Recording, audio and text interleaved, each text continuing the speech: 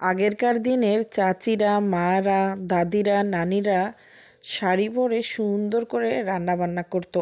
আর নতুন বউ পরের দিন লাল টকটকে শাড়ি পরে রান্না করবে, মাছ কাটবে, আঙিনা ঝাড়ু দেবে, হাতে মেহেদি থাকবে, দেখতে কিন্তু অনেক সুন্দর লাগে। তো যাই হোক, নতুন বউয়ের ফিল পেতে আজকে একটু রান্নাবান্না করব শাড়ি পরে।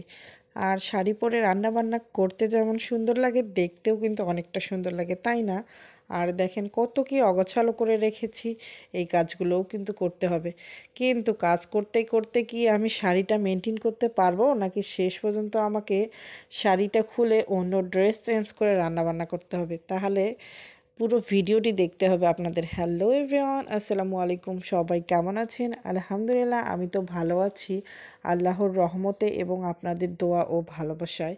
তো অনেক দিন পর আমি আজকে রেডি হয়ে নিয়েছি শাড়ি পরে রান্না বান্না করব। আর আজকে রান্না করব কি জানেন? স্পেশাল একটা মাংস, সেটা হলো দেশি মুরগির মাংস। দেশি মুরগির মাংস দেশি আলু দিয়ে কিন্তু খেতে খুব মজা। তো আমি মাংসটা ভিজিয়ে দিলাম, দিয়ে এখন আদা রসুন মশলা বাটবো, আলু ছিলাবো, সবজি কাটবো। আর এই যে দুধ ভিজিয়ে দিয়েছি, দুধটাও জাল করব। তো আমার রান্নাবান্নার কাজ করার জন্য আমি সব কিছুই এখন রেডি করে নেব। কিন্তু ভাবতেছি আমি কি পারবো সেই আগের যুগের স্টাইলে দাদি নানিদের মতো করে শাড়ি পরে রান্নাবান্না করতে? আমার তো মনে হচ্ছে না।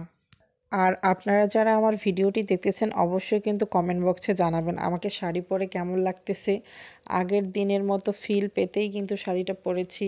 আর আমি দেখেন শাড়ি পরতে গিয়ে অনেকগুলো কাজ অগোছালো করে রেখেছি, সেগুলোও করলাম।